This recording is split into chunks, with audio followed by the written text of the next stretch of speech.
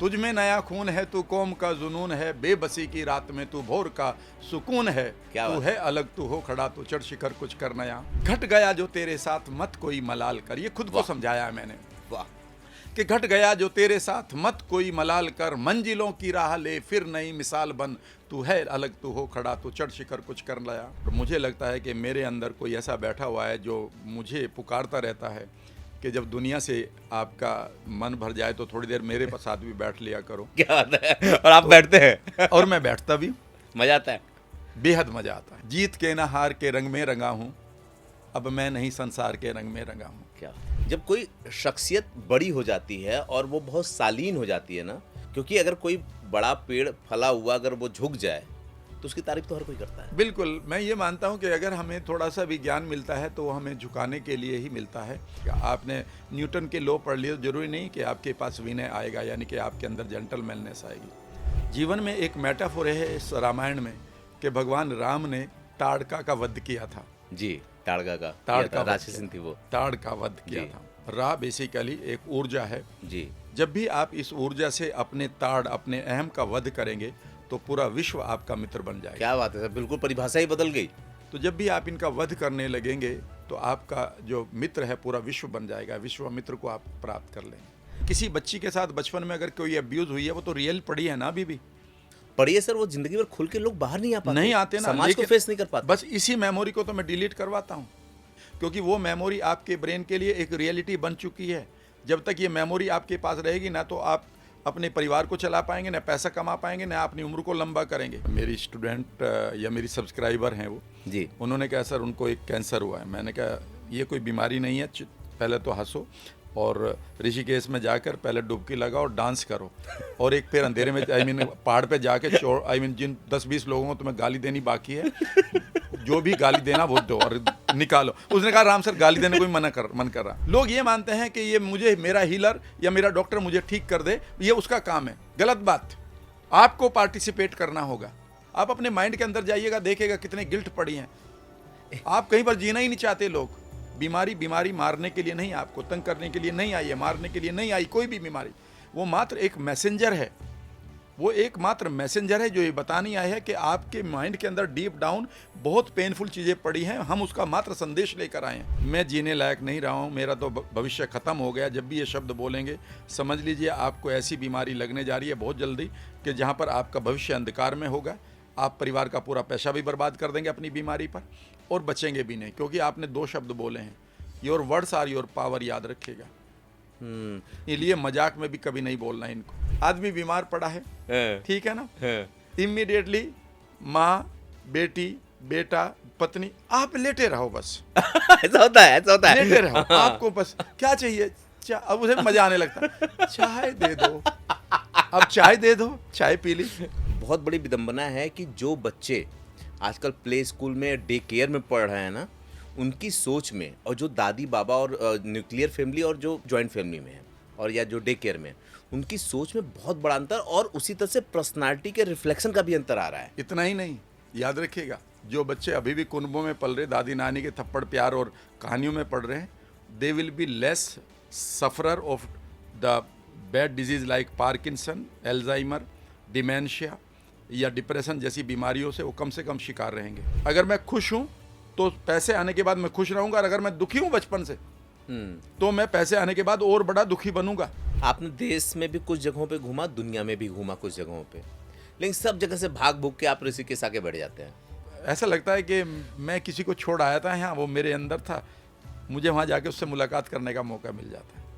क्या बात। जा किसी पाठशाला में तो इतना सीख कर आना, ना चैन जीत पर खोना। क्या बात है, क्या न चैन जीत पे खोना, ना होश जीत पर खोना, ना चैन हार जाने से। क्या बात है सर। कि जीत आए तो होश खो दिया कि मैं ही मैं हूँ, ठीक है ना, ये गाना मत गाना, और हार गए तो ये भी ना मैं कहना कि मेरा जीवन कोरा कागज रह गया। इतना बैलेंस हो जाए तो लाइफ। समता भाव रखिए। अब तक की लाइफ में मैंने 11 राज्यों में काम किया, बहुत से चुनाव देखे, क्राइम की दुनिया में काम किया, बहुत से जादूगरों से मिला, व्यवसायियों से मिला, लेकिन किसी ऐसे व्यक्ति से नहीं मिला था जो हिप्नोटाइज करता हो या हिप्नोटिज्म सिखाता हो। पर आज जो शख्स मेरे साथ बैठे हैं वो हिप्नोटाइज करते भी हैं, हिप्नोटिज्म सिखाते भी हैं, क्योंकि वो NLP ट्रेनर हैं, यानी न्यूरो लिंग्विस्टिक प्रोग्रामिंग थेरेपी देते हैं। और क्या आपको पता है कि आपका जो दिमाग है ठीक उस कंप्यूटर की तरह काम करता है जिसमें एक चिप लगी होती है, और अगर उस चिप की मेमोरी फुल हो गई तो वो कंप्यूटर काम करना बंद कर देता है और कई बार वो क्रैश हो जाता है। ठीक इसी तरह से आपकी जिंदगी होती है। अगर आपने अपने माइंड में कूड़ा कचरा डाल रखा है तो ये यकीन मानिए कि वो आगे प्रोसेसिंग उसकी स्लो हो जाएगी, वो काम नहीं कर पाएगा। और उसी को निकाल करके उसमें नई मेमोरी डालने का काम करते हैं डॉक्टर राम वर्मा जी, जिनको राम वर्मा सर भी कहते हैं, जिनका पूरा नाम राम अवतार वर्मा है।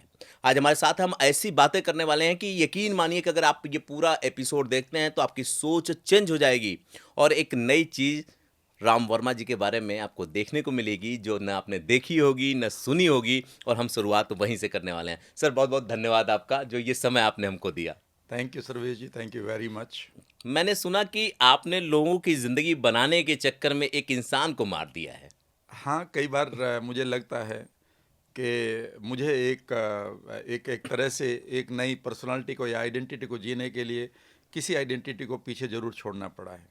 आपने सही कहा है। लेकिन मैंने सुना है कि इस आइडेंटिटी में भी उस आइडेंटिटी ने अपना बड़ा रोल निभाया है। आज जो आपके शब्द हैं, जो आपकी ट्रेनिंग है, उसके पीछे वो शब्द जिसको कभी आप लिखते थे, बोलते थे और लोगों के खूनों में जो रवानी पैदा करती थी। आज मैं चाहूंगा कि कुछ ऐसी लाइनें आप बताइए जो किसी की जिंदगी को चरितार्थ करती हो, या हर उस व्यक्ति को जो गिर गया हो, हताश हो गया हो, निराश हो गया हो, उसको मोटिवेट करने के काम करती हो। सर्वेश जी, कई बार ये चीज़ें तो मुझे अपने लिए ही लिखनी पड़ती थी। मैं ही अपने आप को अदर यू में देखता था कि भाई इस आदमी को आज क्या चाहिए, तो उसके लिए कुछ शब्द लिख देता था। वही मेरी एनएलपी भी थी खुद के लिए। तो बहुत सारी परेशानियों से गुजरा हूँ, बहुत सारी बीमारियों से गुजरा हूँ, बहुत सारा ट्रॉमा रहा बचपन का।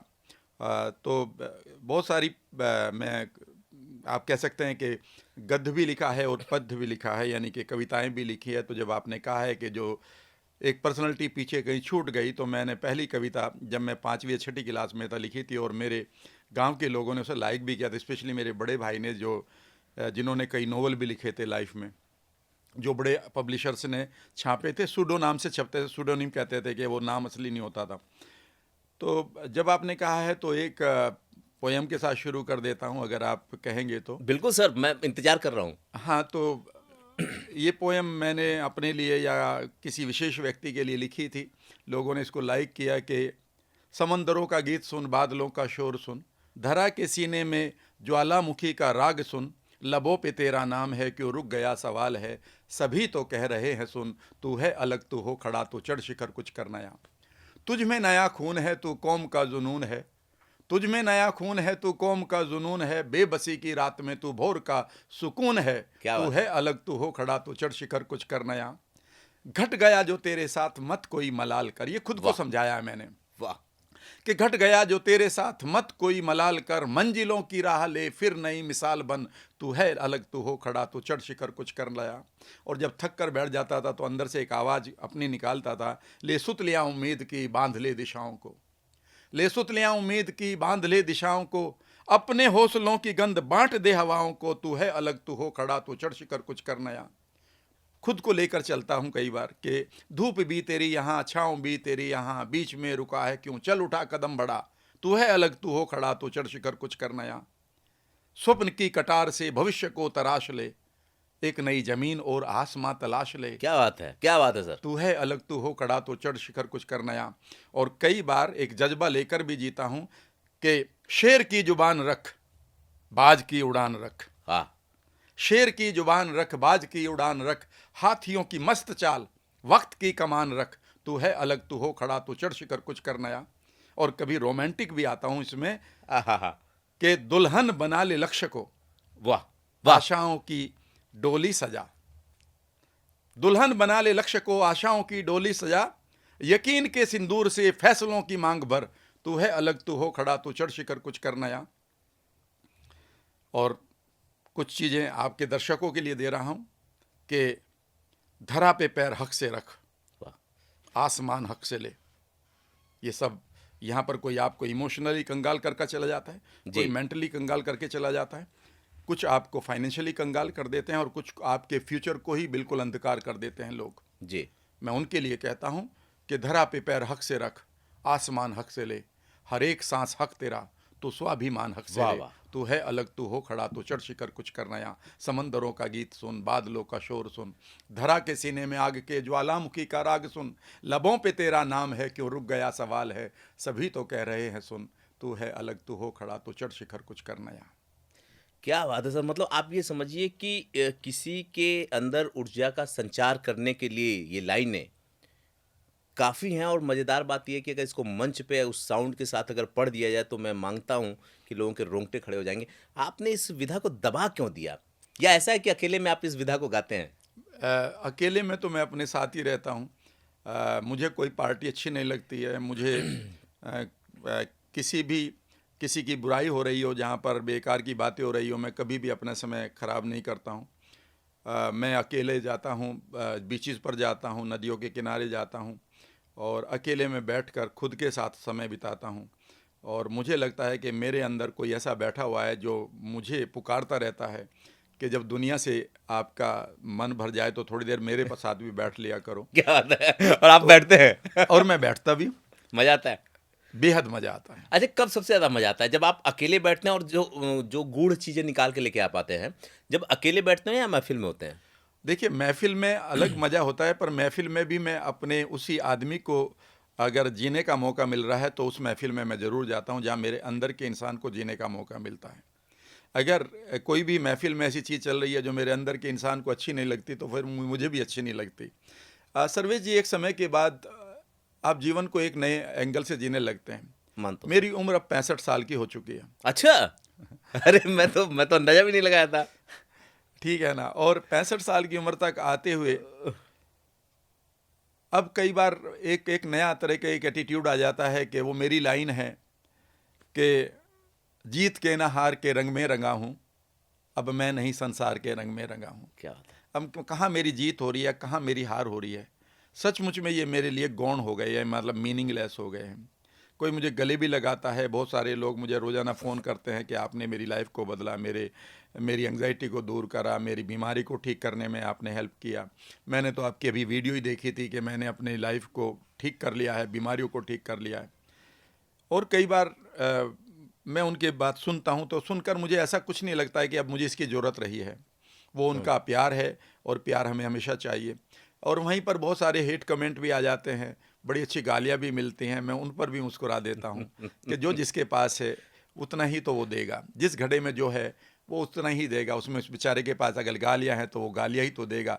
उसको कम से कम मैं गाली देने के लिए एक फ्रीडम तो दे रहा हूँ, तो वो भी खाली हो जाएगा, अच्छी बात है। यही मैं कहने वाला था कि कहीं न कहीं उसकी भड़ास निकलने के बाद जो है ना, वो अच्छा महसूस करेगा, तो इनडायरेक्टली उसकी लाइफ़ भी तो आप बना ही रहे हैं। यस, बहुत ज़्यादा। आप यकीन करिए कि लोग भरे पड़े हैं, उन्हें कोई गार्बेज चाहिए, आई मीन गार्बेज बिन चाहिए, डस्टबिन चाहिए। जी। ठीक है ना? तो कई बार डस्टबिन बन के भी कर लेते हैं कि कोई बात नहीं यार, तेरी भड़ास निकल गई ना।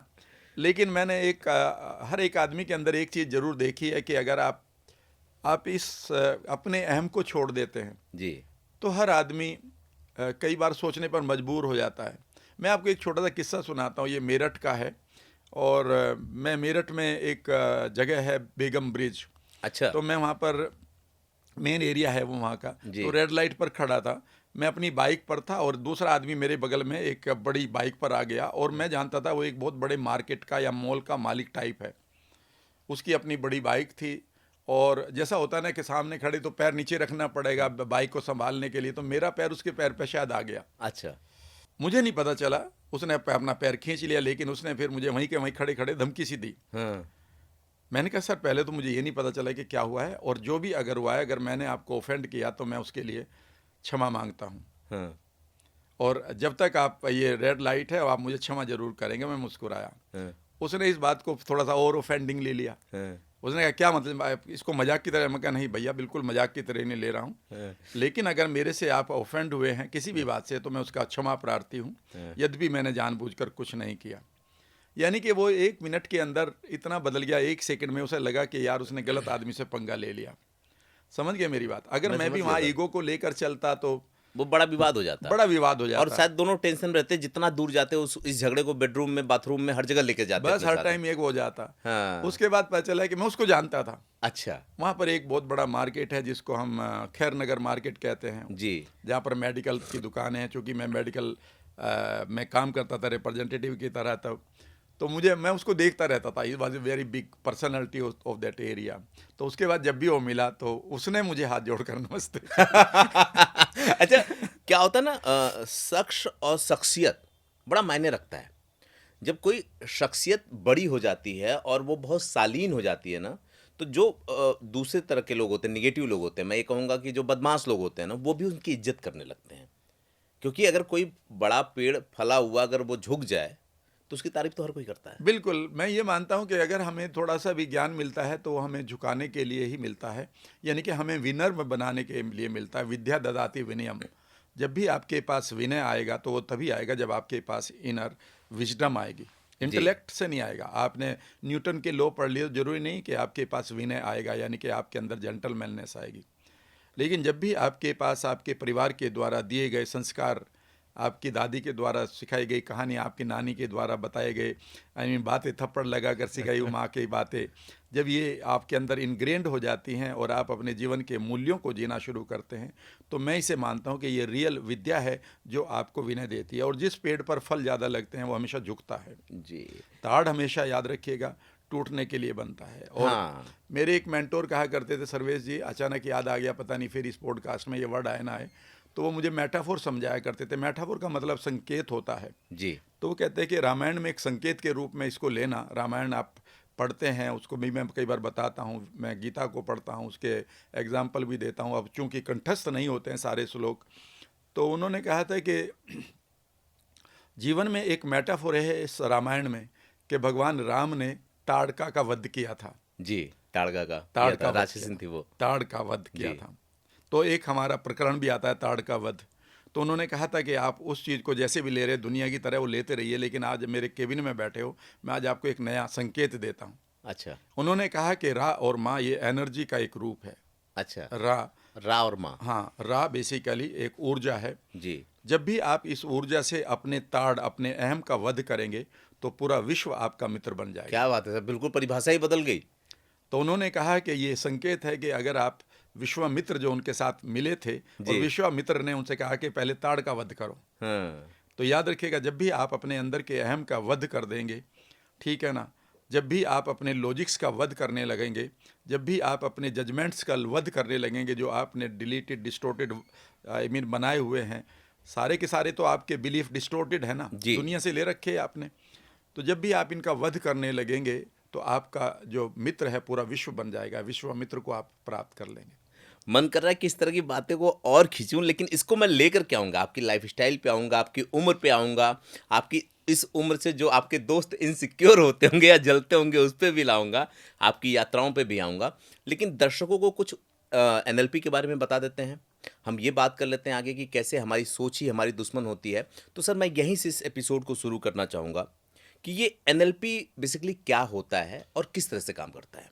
आप ये समझिए कि आप एनएलपी किस तरह से काम करता है और एनएलपी क्या होता है। ये बेसिकली हमारा माइंड, जब हम पैदा होते हैं, हम 80 बिलियन हमारे पास ब्रेन सेल होती है। ओके। अगर आप देखते हैं ब्रेन का चिपचिपा सा जो ऊपर मैटर है, जी। वो हमारी ब्रेन सेल है। और एक रेत के दाने में करीब 1 लाख ब्रेन सेल समा जाती हैं।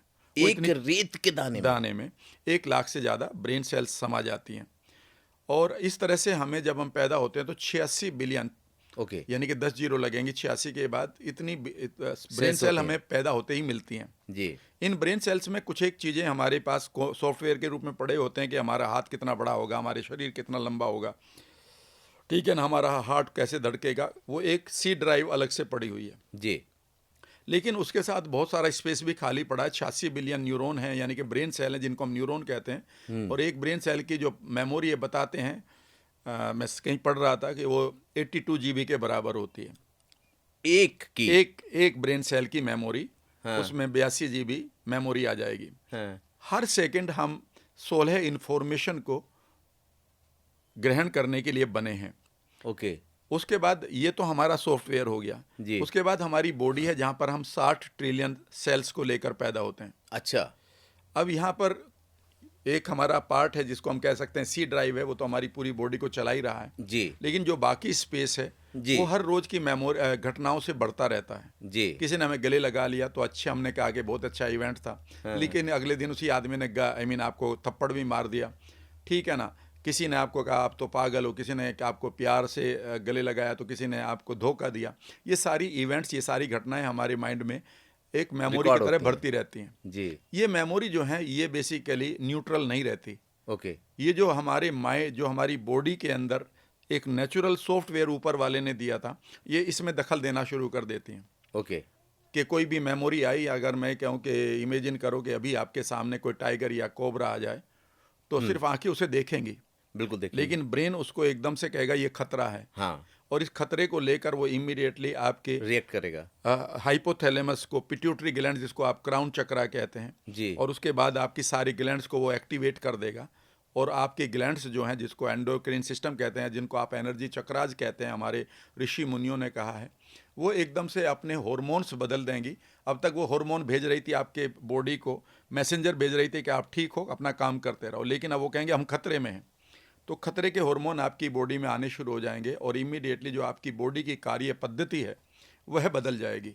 यानी कि अब तक आपकी हर एक सेल अपना काम कर रही थी, बालों की सेल अपना बायोटिन बना रही थी, तो आपकी स्किन की सेल कोलाजन बना रही थी, आपकी हड्डियों की सेल बोन सेल बना रही थी, आपकी मसल्स की सेल कहेंगे कि एक्टिन बना रही थी, आपकी इम्यून सेल जो है एंटी बॉडी बना रही थी, ठीक है ना। ये सब माइक्रो सेकंड में होता होगा? माइक्रो सेकंड नहीं, सेकंड का भी हजारवां हिस्सा भी आप समझ लीजिएगा। आप कई बार देखेंगे कि आपने सो रहे थे, आप किस दरवाज़ा ज़ोर से बंद हो गया, अभी वो दरवाज़ा पूरा बंद भी नहीं हुई था, उसकी आवाज़ जो आपके माइंड में गई है, आपके माइंड ने उसको खतरा माना, और एकदम से आप ऐसे हो गए। यस और नो? अरे बिल्कुल यस। कितना टाइम लगा? मतलब कोई भी नहीं। मैं आपको एक एग्जांपल बताता हूँ सर। आपने जब नाम लिया ना, मैं गांव से आता हूँ, सांप बड़े निकलते हैं। मेरा कच्चा मकान था, एक सांप जो है बहुत दिनों से घर में था, मेरी बहन ने देखा था उसको, और फिर वो 15 दिन तक दिखा ही नहीं। जब 15 दिन बाद वो दिखा, उसके दिखते मैं बताता हूँ रिएक्शन क्या हुआ। उसको देखते ही बिल्कुल डर गया, सिहर गया, रोवे खड़े हो गए। दिमाग में थॉट्स आए कि अगर 15 दिन पहले ये बहन को डस लेता तो क्या होता, और अगर आपने इसको छोड़ दिया तो ये, मतलब इतनी तेजी से चीजें आई। और मतलब कई बार मैंने इस डर का आभास ना यहाँ पेट में भी किया है, और मतलब इतना तेजी से चीजें बदल रही थी, कहाँ से डंडा लाना है, कैसे मारना, उसको अब की बार छोड़ना नहीं है, क्योंकि आगे फिर भी कुछ हो सकता है। जो आप बता रहे हैं सर ना, वो मैं रिलेट कर पा रहा हूँ। आपको एक चीज़ बताऊं, आपने सारी एनएलपी खोल दी है।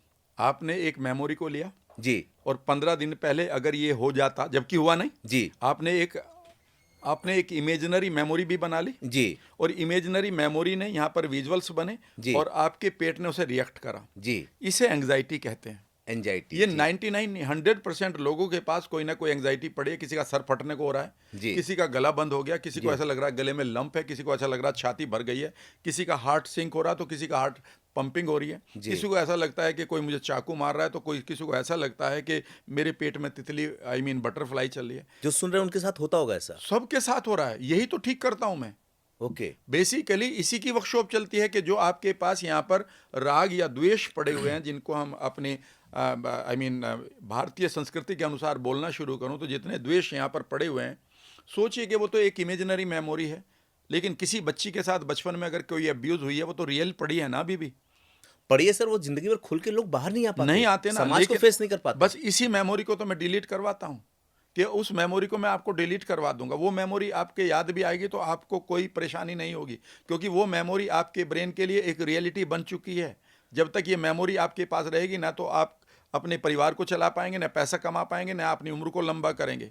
जब मैंने एनएलपी सीखी, मैं आपको अपना बताता हूँ, मैं बचपन में एक बड़े ट्रॉमा से गुजरा था, जहाँ पर मैंने पारिवारिक एक ट्रॉमा को इमेजिन भी किया, देखा भी और झेला भी, और उसमें नेचुरली जैसे सांप देखा तो एक और मेमोरी बन गई, ठीक है ना। When I lost my father when I was only 11 year old, and it was a very very bad phase of my family. वहाँ पर आज के उस क्राइम के ट्रॉमा ने मुझे पेशेंट बना दिया माइग्रेन का, और मैं माइग्रेन के बाद पेशेंट बन गया पेप्टिक अल्सर और एसिडिटी का, जिसमें मुझे एमएससी छोड़नी पड़ी। अच्छा। जोधपुर यूनिवर्सिटी से। अच्छा। मैं एमएससी का स्टूडेंट था, और मैंने कन्विंस किया कि सर मेरा सिलेक्शन नहीं हो रहा था, मैंने कन्विंस किया था वहाँ कि भाई मैं पढ़े लिखा स्टूडेंट हूँ, और मेरी बीएससी बिगड़ गई, कोई बात नहीं, लेकिन आप मुझे एडमिशन दें। वहाँ पर डॉक्टर ने कहा कि तुम्हें तो पेप्टिक अल्सर फट जाएगा, तो मर जाओगे, छोड़ो इसको। वो छोड़नी पड़ी। 31 साल का हुआ तो एक दिन मुझे पता चला है कि मेरे पैरों में सूजन आ गई है घुटनों में। There is a big doctor, very good doctor, couple doctor है मुजफ्फरनगर में। मैंने उनको दिखाया, उन्होंने कहा भैया ये तो तुम एक फैक्टर कराओ, वो शायद आर ए फैक्टर बोलते हैं। उन्होंने कहा तो इधर रोमेटाइड अर्थराइटिस शुरू हो गई, गठिया बाय, तुम तो खड़े नहीं हो पाओगे। And it was at the age of 31-32। तब मुझे पता चला है कि सारा कुछ मेरे ब्रेन में है, इसका बॉडी में परेशानी आ रही है, बाल गिरने लगे, ठीक है ना। और मैंने कहा यार ये तो गड़बड़ हो गई, डिप्रेशन की स्टेट आ गई, एंग्जाइटी आ गई। उस समय मैंने मैनिफेस्ट किया कि मेरे ऐसी कोई आदमी कोई मुझे मिले, ऐसा कोई ज्ञान मिले जो मेरे माइंड से ट्रॉमा को निकाल दे। आप यकीन नहीं करें, तब मुझे एनएलपी मिली। और एनएलपी से जैसे ही मैंने अपने इश्यूज़ को रिजोल्व करा तो मेरी बॉडी में जितने, अब आपको मैं बताऊं, अब 33 साल हो गए एनएलपी जब मैंने शुरू करी थी इंडिया में पहली बार अपने ऊपर। तब से अब तक मुझे ये नहीं पता कि सर दर्द क्या होता है, माइग्रेन की छोड़ो। एनएलपी का असर तो ये दिख रहा है सर। 65 साल के हैं, आपकी कद काठी, आपकी चलने का अंदाज, जो यात्राएं करते हैं आप, मुझे लगता है कि ये एनएलपी का जो रिफ्लेक्शन है ना, वो आपके बॉडी पे दिख रहा है। आपकी स्क्रीन, आपकी चमक, और मतलब 65 साल की उम्र वो होती है जब आदमी रिटायरमेंट लेकर ये सोचता है या तो भगवान की शरण में जाओ, या तो यार चलो ठीक है नाती पोता और बच्चों के साथ, और आज आप दुनिया नाप रहे हैं। लेकिन मैं यही तो कह रहा हूँ, आप ये सारा कुछ आपके माइंड के अंदर है। अच्छा, एक मैं दास के साथ सुनाता हूँ सर, क्योंकि मैं चाहता हूँ जो पब्लिक ये देख रही है ना वो रिलेट कर पाए इसको। बचपन से दादी बाबा जब बच्चों को दूध पिलाना होता था, बिल्ली आ जाएगी, ये हो जाएगा वो, और जब बच्चों को मना करना होता था, गांव में ऐसा होता है, शहरों में होता है नहीं होता मुझे नहीं मालूम, बेटा भूत आ जाएगा, भकाऊं आ जाएगा। भकाऊं क्या होता है मुझे पता ही नहीं है, भकाऊं क्या, ये शब्द क्या है, लेकिन सुनने में थोड़ा सा डरावना है। भकाऊं, भूत, प्रेत, चुड़ैल, इतने किस्से। और उसका असर क्या होता था कि जब हम कभी किसी रास्ते से अंधेरे में जाते थे, या कोई पीपल का, अब लोगों ने बताया था पीपल के पेड़ पे भूत रहता है, बरगद के पेड़ पे भूत रहता है, बैर जो होती है कांटेदार पेड़ होता है, इस पे भूत होता है। अब हम जब कभी रास्ते से गुजरते थे और ऐसा कोई पेड़ मिल जाए, हम मान लेते थे भूत है इस पे। भूत है इस पर। या तो हम तेजी से भागते थे, या तो हम उधर जाते नहीं थे, या तो किसी को साथ में लेके जाते थे। लेकिन सच यही है, आपने बिल्कुल सही कहा, ये जो हमारा माइंड है ना, हम इसमें जो फिर आज भी बता रहा हूँ सर, ये जो बातें याद इसलिए रह गई हैं कि मैं शायद बहुत छोटा रहा हूँगा, मुझे बताया गया होगा, लेकिन बरगद का पेड़, पीपल का पेड़, बिल्ली के रूप में भूत आता है, चुड़ैल आती है। जाने कितने लोग जो इसको देख रहे होंगे वो कमेंट भी करेंगे कि वो डरते होंगे कि रात में अकेले में अगर बिल्ली आके म्याऊं कर दी तो कहीं चुड़ैल तो घर में नहीं घुस गई। आपको ये चीज़ें फेस करने को मिलती है जब एनएलपी के उसमें जाते हैं? JVM आप बहुत, अभी मुझे एक पेशेंट आई, मेरी स्टूडेंट या मेरी सब्सक्राइबर हैं वो जी। उन्होंने कहा सर उनको एक कैंसर हुआ है। मैंने कहा ये कोई बीमारी नहीं है, पहले तो हंसो और ऋषिकेश में जाकर पहले डुबकी लगाओ और डांस करो, और एक पैर अंधेरे में पहाड़ पे जाके जिन 10-20 लोगों को तुम्हें गाली देनी बाकी है, जो भी गाली देना वो दो और निकालो। उसने कहा राम सर गाली देने को भी मन कर रहा। फिर मैंने उनसे कहा कि, उन्होंने कहा कि सर कुछ बताओ मुझे। मैंने कहा तुम एक काम करो, शांत बैठ जाओ और मोबाइल से मेरी आवाज़ सुनती रहो। तो मैंने कहा कि क्या दिखाई दे रहा? उसने कहा कि सर अब डर सा लग रहा है। मैंने कहा डर के परे जाओ, क्या दिखाई दे रहा? उन्होंने कहा सर अंधेरा सा दिखाई दे रहा। उन्होंने कहा, मैंने कहा और बैठो, अब क्या दिखाई दे रहा? कोई ना कोई रिलेट करो, क्या है? पता है उन्होंने क्या बोला? जो अभी आप शब्द बोल रहे हैं। उन्होंने कहा सर ऐसा लग रहा है कि मैं एक चक्रव्यूह में फंस गई हूँ और मेरी शक्ल बदल गई है और मैं वहाँ चुड़ैल की तरह भाग रही हूँ, कभी इधर कभी उधर। बताइए। ये मैंने अपनी इवन वीडियो में भी बताया। में खड़े हो रहे हैं और वो कह रही कि सर मैं वहाँ घुट रही हूँ और मेरा सांस बंद हो गया, राम सर मुझे बचाओ। जबकि एक्चुअली ये कंडीशन कुछ नहीं थी, उसने कहीं कुछ नहीं था। मैं कह रहा हूं हमारी मेमोरी इसी तरह से डिस्टोर्टेड हुई पड़ी होती हैं। आप किसी भी बीमार आदमी से, जितने भी मेरे फ्रेंड्स यहाँ पर देख रहे हैं, मैं उनसे ये कह रहा हूं कि एक बार ये बीमारी जो आई है ये सिर्फ आपको संदेश वाहक के रूप में आई है। बीमारी मारने के लिए नहीं, आपको तंग करने के लिए नहीं आई है, मारने के लिए नहीं आई कोई भी बीमारी। वो मात्र एक मैसेंजर है, वो एकमात्र मैसेंजर है जो ये बतानी आया है कि आपके माइंड के अंदर डीप डाउन बहुत पेनफुल चीज़ें पड़ी हैं, हम उसका मात्र संदेश लेकर आए हैं। आपके पेट में वो बटरफ्लाई या दर्द क्यों हुआ? क्योंकि आपके पास एक मेमोरी बन गई। अगर 15 दिन पहले ये मेरी बहन को अटैक कर देता तो? बिल्कुल सही बात है। तो इसका मतलब है कि ये जो पैदा हुई है ये आपको एक मैसेज दे रही है कि भाई यहाँ पर एक मेमोरी आ गई है, मैं उसका एक मात्र रिप्रेजेंटेटिव हूँ। तो बीमारी आपके पास आपके थॉट का एक रिप्रेजेंटेटिव मात्र है, ये बीमारी नहीं है। आपका थॉट जो पैथोलॉजी में बदलाव है। मैं लोगों को यही समझा रहा हूं कि इस बीमारी, लोग कई बार कहते हैं मुझे इस बीमारी को ठीक कर दो। अरे भाई बीमारी ठीक नहीं होगी, तुम ठीक होगे। बीमारी है ही नहीं तो ठीक कहां से होगी? जब बीमारी है ही नहीं तो ठीक कहां से होगी? तो तुम हो जिसे को ठीक करना है। लोग ये मानते हैं कि ये मुझे मेरा हीलर या मेरा डॉक्टर मुझे ठीक कर दे, ये उसका काम है। गलत बात। आपको पार्टिसिपेट करना होगा।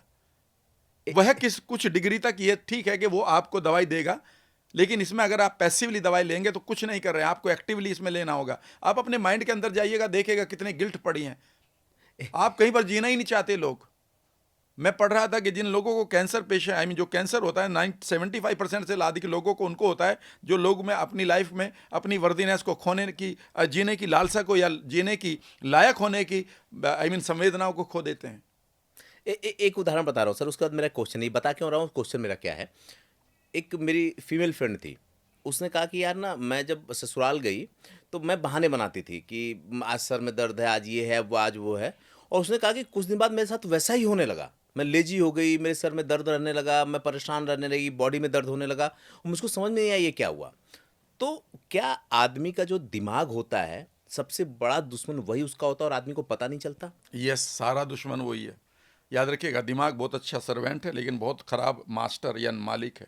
जो शब्द आप बोल रहे हैं या जो थॉट आप ले रहे हैं, याद रखिएगा आपके शरीर में एक डिवाइन पार्ट है, देवीय भाग है, उसका नाम है आपकी ग्लैंड्स, जिसे हमारे ऋषि मुनियों ने एनर्जी चक्रा का रूप दिया है। चक्रा हीलिंग कहते हो ना जी, आजकल युवा में आपको बहुत एक खास बात बताता हूं, जिस चीज को भी आप सोच लेंगे इमीडिएटली ये चक्रा आपके थॉट के साथ लाइव जुड़े होते हैं।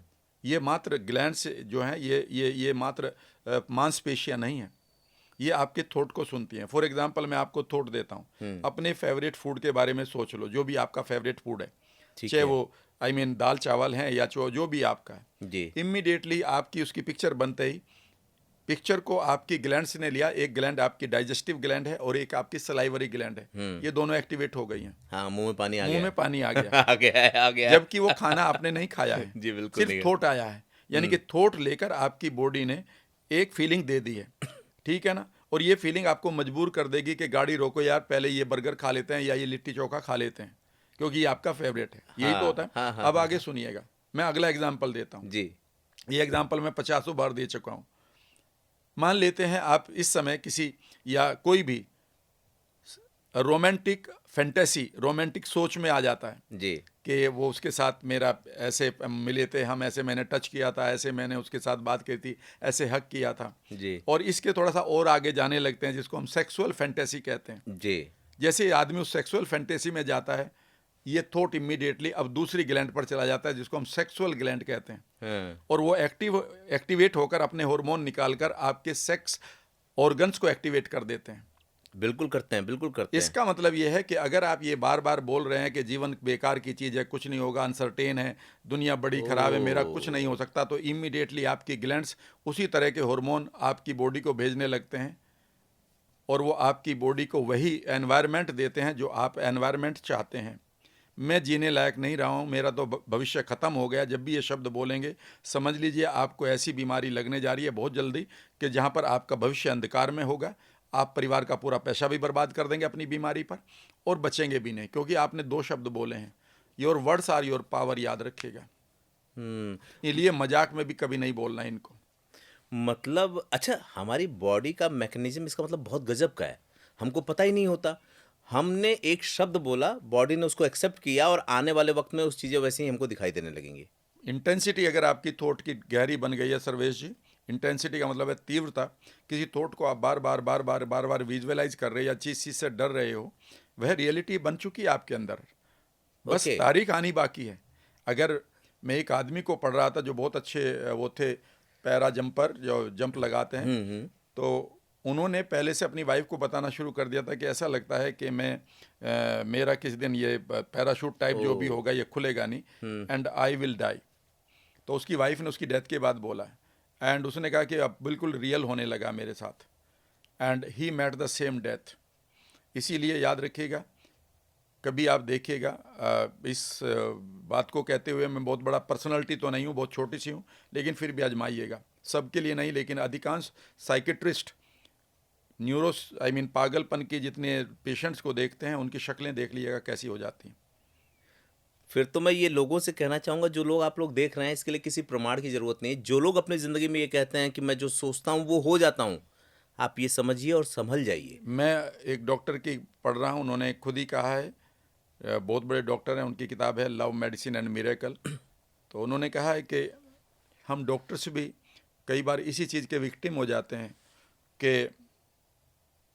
एक कैंसर स्पेशलिस्ट ही गेट्स, ये नहीं कि सबके लिए है, हर एक आदमी का माइंड अलग है, लेकिन जब हमें एक बार बार एक रेफरेंस मिल रहा है कि ये बीमारी ठीक नहीं होगी, कहीं मुझे ना लग जाए, ये बीमारी ठीक नहीं होगी, कभी मुझे ना लग जाए, तो आप उसको तो आप ऑलरेडी जीना शुरू कर रहे हैं इंटरनल वर्ल्ड में।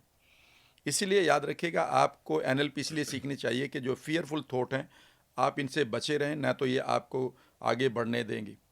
इसीलिए कई बार आप जिन थॉट्स को जीते हैं माइंड में, वो थॉट माइंड में नहीं है, वो इमीडिएटली आपकी ग्लैंड्स पर जा चुके हैं। दरवाज़ा बंद होते ही तो आपकी बॉडी बंद हो जाती है। आप एक सांप को देख लें अभी तो उछल के भाग लेंगे सब कुछ। इसका मतलब है 86 बिलियन न्यूरॉन ने और 60 ट्रिलियन सेल्स ने आपकी बॉडी की उसके डर को जी लिया है और 1 सेकंड में आप उठकर भाग भी लिए हैं। खुद सोचिए कि ये थॉट अगर आपकी बॉडी के माइंड के अंदर डीप डाउन पड़ा है, किसी ने हमारा शोषण किया है इस मेमोरी के रूप में, या मैं अच्छा नहीं हूँ उस मेमोरी के रूप में, तो आपकी बॉडी कितनी बार झटके खा रही है, मर रही है हर रोज। सर मजेदार बात एक चीज मुझको समझ में आ रही है, जो कोरोना काल में ज्यादातर मौतें हुई हैं उसके पीछे जो फर्स्ट वेव थी उसमें बहुत कम लोग मरे थे, सेकंड में लोग मरे क्योंकि टीवी पे ये देखना शुरू किए कि अमेरिका में इतने लोग मर गए, जर्मनी, जापान, चाइना में इतने लोग मर गए, और लोगों ने ये मान लिया कि अगर हमें कोरोना हो गया तो हम ठीक नहीं होंगे। जबकि मजेदार बात बताऊं, मैं आपको थोड़ा सा आपके चीज़ों को वो कर रहा हूँ सर, लेकिन आप इस क्वेश्चन को मेरे याद रखिएगा कि कैसे बाहरी खबरों को देख के इंडिया में लोग मरे। एक बैंक मैनेजर थे एसबीआई बैंक के, वो मेरे मित्र हैं, वो एपिसोड देख रहे होंगे क्योंकि देखते हैं वो। उस दिन मैं उनसे मिल के गले मिल करके आया और गले मिल करके बाहर निकला, 3 मिनट बाद उन्होंने फ़ोन किया कि भैया मेरे कोरोना की रिपोर्ट आ गई और वो पॉजिटिव है, सेकेंड वेव की बात कर रहा हूँ मैं कहा भैया ठीक है पॉजिटिव, इलाज कराएंगे ठीक हो। बोले भैया भैया आप मुझसे गले मिल के गए रहे, जिस दौर में लोग छूते नहीं थे, कमरे से बाहर निकाल देते थे। बोले आप मुझसे गले मिल के जा रहे हो। मैंने कहा कि आप मेरी चिंता मत करना, मेरी वाइफ इस समय मेरे साथ नहीं, मैं अकेला हूँ, कोई दिक्कत नहीं है, आप बताओ क्या करना है। उनको हम लोगों ने जिला अस्पताल में नोएडा के एडमिट करवाया और मैं उनको बूस्ट करता रहा। मैंने कहा भैया आप तो फतह करोगे। मैंने उनको दूसरे सपने दिखाने शुरू किए। सर यकीन मानिए कि वो व्यक्ति 3 दिन के अंदर, फिर हमने जैक लगा के उनको हॉस्पिटल से बाहर निकलवाया क्योंकि उन्होंने कहा कि मैं हॉस्पिटल में रहूँगा तो बीमार हो जाऊँगा। एक आईएएस को हमने फ़ोन किया, उन्होंने उनको बाहर निकलवाया, वो बाहर, और बखूबी वो बिल्कुल ठीक हो गए। अब मुझे सर बताइए इन दोनों कहानियों का, एक मेरा ये रेफरेंस और दूसरा वो सारी मौतें। याद रखिएगा, इसे हम प्लेसिबो एंड नोसिबो कहते हैं और ये टेक्निकल है। अच्छा, मैं जो कर रहा हूँ मुझे जानकारी नहीं, लेकिन टेक्निकल है वो। ये हाँ बिल्कुल ये टेक्निकल है और मेडिकल साइंस में पढ़ लीजिएगा, कभी गूगल कर लीजिएगा, अभी गूगल कर लीजिएगा प्लेसिबो। प्लेसिबो का मतलब होता है कि जब आपको कोई यकीन दिला दे और उस यकीन को आप मान लें और उस टाइम उस यकीन के अनुसार आपकी ग्लैंड्स और आपकी बॉडी रिएक्ट करने लगे, इसे प्लेसिबो कहते हैं। अगर ये पॉजिटिव है, अगर ये निगेटिव हो जाए तो ये नोसिबो। और निगेटिव चीज़ें कई बार हमारे रिश्तेदार, कई बार हमारे आसपास के लोग ये नोसिबो क्रिएट करके जाते हैं। अब आपको हंसी आएगी, आपको हंसी आएगी। आप एक बार बीमार पड़ के देखिए, आप भी गांव के रहने वाले, मैं भी गांव के रहने वाला हूँ। आपको एक सीन दिखाता हूँ जी, ठीक है ना, आपको एक सीन दिखाता हूँ। आदमी बीमार पड़ा है, ठीक है ना, इमीडिएटली माँ, बेटी, बेटा, पत्नी, आप लेटे रहो बस। ऐसा होता है, ऐसा होता है, लेटे रहो, आपको बस क्या चाहिए, अब उसे मजा आने लगता, चाय दे दो, अब चाय दे दो, चाय पी ली, ठीक है ना। अब मैं आपको 2 कहानी सुनाऊंगा जी, और आपके दर्शक हंसेंगे पागलों की तरह। इवन नाम भी बता दूंगा कि किस जगह की कहानी है जी। उसके बाद वो सबको बताएगा भाई मैं बीमार हूं, मैं बीमार हूं। अब रिश्तेदार आएंगे, पहला रिश्तेदार आएगा, ये बीमारी है, चाय पिएगा इनकी, हलवा खाएगा। पहला सेंटेंस, हमारे एक जानने वाले को हुआ था, होता है, बस उन्होंने LIC करा रखी थी, अच्छी बात ये रही बच्चे सड़क पर नहीं आए। अब इस आदमी को क्या दिखाई दे रहा, मौत। तेरा काम हो चुका। दूसरा मौत आदमी दिखाई दे आएगा, रही अब है। दूसरा आदमी आएगा, दूसरा रिश्तेदार, ये बीमारी हुई, हमारे वाले को भी हुई थी, एक को जानने वाले को, दवाइयां काम नहीं करती इसमें एक टाइम के बाद। इसे याद आएगा, हाँ कल वाली ने नहीं करा, कल जो दवाई खाई थी असर आराम नहीं हो रहा। अब इसे क्या दिखाई दे रही, मौत। तीसरा आएगा और चौथे पर मैं आपको पीक दिखाता हूं। तीसरा आएगा, भैया एक काम करो, सभी रिश्तेदारों को खबर कर दो, एक बार मिल जाएंगे। तो ये क्या समझ रहा है, कि भाई अब जा रहा हूं मैं इस दुनिया अब से। लास्ट वाला जो रिश्तेदार आएगा, मैं इसीलिए कहता हूँ आपके जीवन में दो तरह के लोग होते हैं, एक रिलेटिव और एक पॉजिटिव। एक रिलेटिव है आपके लिए लाइफ में और एक पॉजिटिव है। मतलब उसको सामने सामने मैं इसलिए हंस रहा हूं, मारा जा रहा है उसको, पूरा। जाओ तुम अब। और अब लास्ट जो रिश्तेदार आता है वो सबको बैठाता है हाँ। और एक बात कहता है उसकी बीबी को, बच्चों को, माँ को, अब इनका जो भी खाने को मन करे इनको दे दो। उसने मान लिया गए तुम। और वो देख रहा होता है कि भाई मेरा काम हो चुका। इतने बिलीफ के बाद आप बचोगे। अरे डॉक्टर बर्नी सीगल की किताब पढ़ लो, जो सर्जन है उसने कहा है कि मैं जब उसको एनेस्थीसिया देकर वो हिप्नोटिक स्टेट में जाता तो मैं उसके कान में कहता रहता था, कल तू ठीक हो जाएगा, तुझे कल के बाद एंटीबायोटिक की जरूरत नहीं, ना दर्द की, तेरा दर्द ठीक हो जाएगा बाहर जाते कल के दिन। उसने कहा कि सारे पेशेंट ठीक होते थे मेरे सारे के सारे, और हम क्या करते थे वहाँ पर, उसे एनेस्थीसिया दे रहे हैं उसे तो पहले तो, और एनेस्थीसिया दे के आपस में बात कर रहे हैं, केस इज़ वेरी डेंजरस, शायद ये नुकसान भी हो सकता है, आपने साइन करवा लिए कि मौत जिंदगी में। अरे भाई उसके कान में सब कुछ सुनाई दे रहा है, वो लग रहा तू गया काम, तो जा ही रहा है ना, वो हिप्नोटिकली तो सुन रहा है ना। मैं आपको एक चीज़ बताता हूँ, आपके दर्शक हंसेंगे, ये मेरे साथ रियल हुआ है और मैं ऐसी घटनाओं को लोगों को सुनाता हूँ। ये होता है ना कि बचपन में, मैं गांव का रहने वाला हूँ, आप भी है, तो हम बचपन में जब भी छुट्टी होती थी मई जून जुलाई में, इतनी हंसी आ रही कि आपकी आंख भी भर गई हंसे हंसे। तो फूफा मामी के जाया करते थे ना। हाँ जाते थे। तो मेरा बागपत के पास वेस्टर्न यूपी में एक गांव है नज़दीक ही, उसका अब क्या नाम लूँ, तो वहाँ मेरे रिश्तेदार थे। हाँ। तो वहाँ मैं जाया करता था, बचपन में खेला करते थे। फिर ऐसा कुछ हुआ कि मैं जब NLP सीख रहा था या सीख गया था, या उसके बाद और करीब 8-10 साल पहले की बात है, तो मैं उस गांव में दोबारा गया। तो वो पुरानी यादें तो रहती है भाई, ये माँ भैया इसके साथ खेला करते थे, इसके साथ पिटाई होया करती थी, इसके साथ तालाब में जाया करते थे, इनके घर पे छाछ पिया करते थे। तो उसने कहा अरे आजा यार, तो इतने दिनों में दिखाए तो बड़ा सा लग रहा है यार। वो भी बूढ़े पे बड़े हो गए थे। तो वो अपने घर के सामने बैठा था, और घर के सामने कई बार होता है ना कि एक चौतरा होता है, एक चबूतरा होता है, जिसको चौतरा कहते हैं, हाँ, चबूतरा चबूतरा ही होता है, हमारे यहाँ भी बोलते हैं। उसके ऊपर चारपाई पड़ी थी और वहाँ 2 कुर्सियाँ पड़ी थी, वो प्लास्टिक की। एक पर उसकी बीबी बैठी थी, ठीक है ना, एक पर उसकी बीबी की मामी या बुआ आई हुई थी जी, और ये बेचारा पड़ा हुआ था। आजा भाई, मैंने कहा क्या हुआ? तो उसने इससे पहले कुछ बताते, वो बिल्कुल एक बनियान सा, एक अच्छा सा पहने हुए हैं पट्टे का, गांव में ऐसे ही अपना 12-1 बजे का टाइम होगा, मैं बैठ गया, मैं कहा बातें करेंगे। तो मैंने उससे कहा क्या हुआ, तुम तो बड़े बीमार से हो। उसकी वाइफ ने कहा जी इनको डिप्रेशन हो गया। तो मैं बड़ा जोर से हंसा, इसे गांव में भी आ गई है बीमारी, क्या बात हुआ? तो सही है, गांव में भी आ गई है। हाँ, अब गांव में तो आनी है, IPL वहां भी पहुंच गया और एकता कपूर भी पहुंच गई, तो डिप्रेशन तो होनी है लोगों को। अब लोगों को दिखाए एकता कपूर के सीरियल देख रहे, खन्ना साहब की 5 गर्लफ्रेंड है, हमारे किसान भाई कह रहे मेरी एक भी नहीं है, तो वो तो डिप्रेशन में तो जाए गई। जबकि उनको गर्लफ्रेंड का मतलब भी नहीं पता होता था गांव में। तो मैंने कहा डिप्रेशन हो गया? हाँ। मैंने कहा क्या हुआ डिप्रेशन में? मैंने कहा घुमा करो, दौड़ा करो, अभी डिप्रेशन ठीक कर देता हूँ, चलो मेरे साथ। हाँ। उसने कहा नहीं से उठा नहीं जाता, डिप्रेशन में उठा नहीं जाता। हाँ, और ना चला जाता। मैंने कहा यार ये तो बड़ा गलत हुआ। मैं फिर बैठ गया, तभी एक कांड हुआ। हाँ। कांड ये हुआ कि शोर मच गया गांव में, और गांव में मारो भगाओ, मारो भागो, मारो भागो। तो मैंने देखा करीब, वो लंबी सी गली थी, करीब मैंने देखा कि 100 मीटर पीछे मुझे लोग दिखाई दिए, उनके हाथों में डंडा है, और उसके सडनली मुझे दिखाई दिया एक कुत्ता है जिसके मुंह में से खून निकल रहा है, और वो कुत्ता पागल है। और वो उसने कहा बच जाओ, बच जाओ, बचो बचो, कुत्ता पागल है।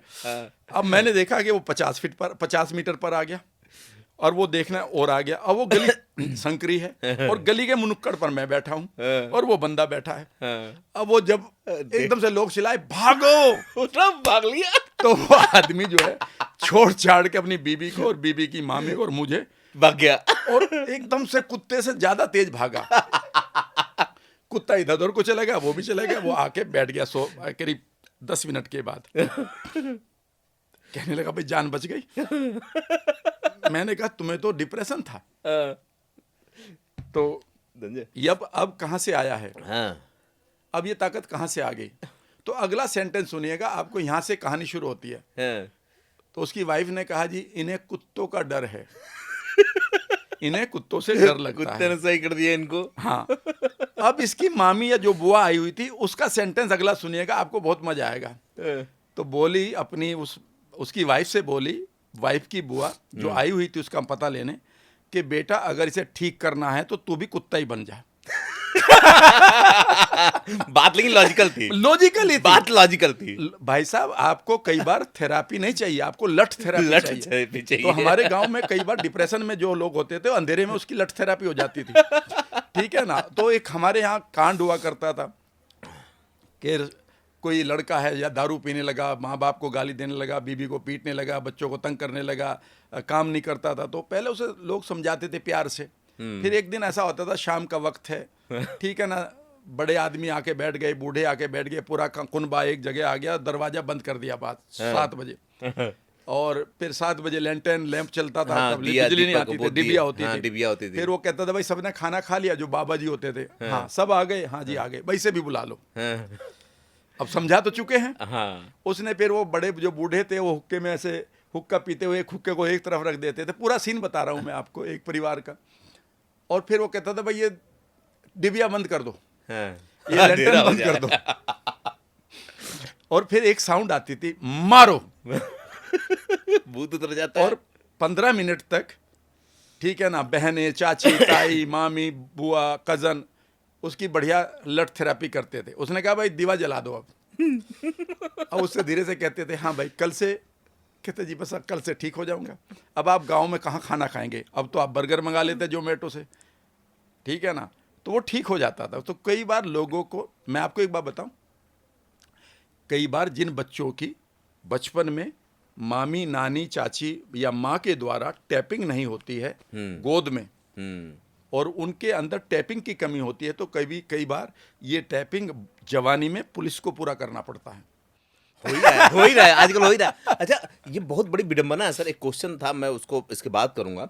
बहुत बड़ी विडंबना है कि जो बच्चे आजकल प्ले स्कूल में, डे केयर में पढ़ रहे हैं ना, उनकी सोच में, और जो दादी बाबा और न्यूक्लियर फैमिली, और जो न्यूक्लियर फैमिली में है, जो जॉइंट फैमिली में है, और या जो डे केयर में, उनकी सोच में बहुत बड़ा अंतर, और उसी तरह से पर्सनालिटी के रिफ्लेक्शन का भी अंतर आ रहा है। इतना ही नहीं, याद रखिएगा, जो बच्चे अभी भी कुनबों में पल रहे, दादी नानी के थप्पड़ प्यार और कहानियों में पढ़ रहे हैं, they will be less sufferer of the bad disease like Parkinson, Alzheimer, dementia या डिप्रेशन जैसी बीमारियों से वो कम शिकार रहेंगे।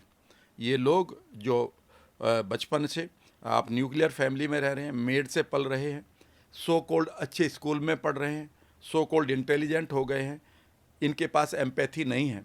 10 में से 7 लोग ऐसे हो चुके हैं, चाहे वो लड़कियां भी हैं और लड़के भी हैं, जो एम्पैथी खो चुके हैं। एम्पैथी का मतलब दूसरे के प्रति सहानुभूति। और ये इन रिश्तों में ड्रामेबाजी करेंगे, इनको हम नार्सिस्ट कहते हैं। ये नार्सिज्म आ जाएगा उनके अंदर, सैडिज्म आ जाएगा, ये हमेशा तंग करेंगे दूसरे आदमी को, क्योंकि इनके अंदर का जो एडल्ट है वो बना ही नहीं। इनके अंदर टीनेज है, बस टीनेजर है, जी रहा है, I don't care, it's my life. याद रखिएगा, जब आपकी परवरिश और आपके, जब भी समझ लीजिएगा कि अगर आप किसी बैलेंस्ड, खूबसूरत और सुधरे हुए एडल्ट को, इंसान को देखते हो, तो समझ लीजिएगा कि इसका बचपन इसका बेसिकली रेस्पॉन्सिबल है। और अगर कोई आदमी डिप्रेस्ड है, कोई आदमी परेशान है, बिना मतलब पंगे कर रहा है रिश्तों में, बेकार के पैटर्न का शिकार है, तो समझ लीजिए आज नहीं कर रहा, ये बचपन। गो टू हिज चाइल्डहुड, वहाँ पर इसके पास बहुत सारे ट्रॉमा पड़े हैं, बहुत सारी अब्यूज़ पड़ी है, बहुत सारी इनसिक्योरिटी पड़ी है। उसका रिफ्लेक्शन अब उसी का रिफ्लेक्शन है। आप कहाँ बड़े कहाँ होते हैं, आपकी जो आइडेंटिटी है वो 3-4 साल 5 साल तक तो कंप्लीट बन चुकी होती है, आप उसी को तो बड़ा करते हैं। आप कैलेंडर में बड़े हो रहे हैं, दिमाग में वही है। आप इंटेलेक्ट में बड़े हो गए कि आपको 9वीं क्लास में न्यूटन के 3 लॉ पढ़ाए गए, अब हेजनबर्ग पढ़ाया जा रहा है, अब आपको ये पढ़ाया जा रहा है। सिर्फ आप इंटेलेक्ट में बड़े हो रहे हैं, जो आपकी व्यक्तित्व है वही है, याद रखिएगा। और जो व्यक्तित्व आपके पास है, आपकी एजुकेशन उसे ही बड़ा करेगी, आपके पैसा उसे ही बड़ा करेगा। अगर मैं बचपन में चोर हूँ और आज मेरे पास 100 करोड़ हो जाए तो मैं आज बड़ा ही चोरी करूँगा। और अगर मैं बहुत ईमानदार हूँ तो 100 करोड़ के बाद भी ईमानदारी रहूँगा। अगर मैं खुश हूँ तो पैसे आने के बाद मैं खुश रहूँगा, और अगर मैं दुखी हूँ बचपन से तो मैं पैसे आने के बाद और बड़ा दुखी बनूंगा। समझ लीजिएगा। तो पैसा does not change you, power does not change you, it just expends you. वो आपको बदलता नहीं है, वो आपको एक्सपेंड करता है। एक्सपेंड अगर बदलना है तो आपको अपनी विजडम पर जाना पड़ेगा, आपको अपनी सद्बुद्धि को लेना पड़ेगा, और उसे आप कभी भी ले सकते हैं अगर आप बदलने के लिए तैयार हैं तो। एक मज़ेदार बात सर कि अभी जो आप बता रहे थे मैं ये कनेक्ट कर पा रहा हूँ कि जो लड़के गाँव में पढ़ते हैं, बढ़ते हैं, वो मानसिक रूप से भी बड़े सशक्त होते हैं। जब मैं जर्नलिज़्म कर रहा था तो वो करीबन 6 महीने के अंदर मैं सेक्टर 15 नोएडा में रहता था, वहाँ से 15 डेड बॉडी उतरवाया था। 15 डेड बॉडी बिल्कुल नए-नए लड़कों को जो इंजीनियरिंग करके आते थे, मैनेजमेंट का कोर्स करके आते थे। और जब मैं एक साइकियाट्रिस्ट से उस पे एक एपिसोड, एक स्पेशल स्टोरी बता रहा था, तो उन्होंने कहा कि आज के जो बच्चे को परवरिश हो रही है, जो पहले के बच्चों की परवरिश होती थी, उसमें बड़ा अंतर होता था। हम लोग गीता को मानते थे, कर्मण्येव अधिकारस्ते मा फलेषु कदाचित।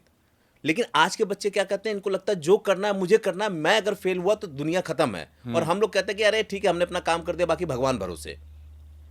मुझे लगता है कि ये परवरिश का एक बहुत बड़ा अंतर है, जहाँ दादा दादी पिताजी माताजी ये सिखाते थे। याद रखिएगा, बचपन में जो आपको कहानियां सुनाई जाती तो उनमें बहुत सारे विकल्प दिए जाते थे आपको। जी जी। अब आपका पास एक ही विकल्प है, अगर मैं टॉपर नहीं हुआ और अगर मैं इस कॉलेज में नहीं गया तो मेरे लिए लाइफ नहीं है। कल मुझे एक लेडी का फ़ोन आया कोटा से, जी।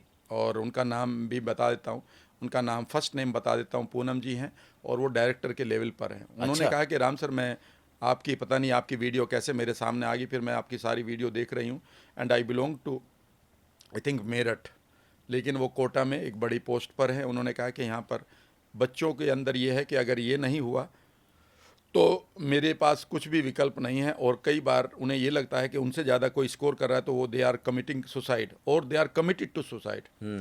मैंने कहा है कि याद रखिएगा, इसमें गड़बड़ी ये हो रही कि आप इस बच्चे को यहाँ कौंसल करवा रहे हो मेरे से, मैं तो इसके ऊपर वीडियो बना दूंगा, लेकिन इसकी जड़ें तो वहाँ पड़ी हैं जहाँ पर वो परवरिश है, जहाँ पर वो पेरेंट्स अपने सपनों को पूरा करने के लिए इस बच्चे को टॉर्चर कर रहे हैं।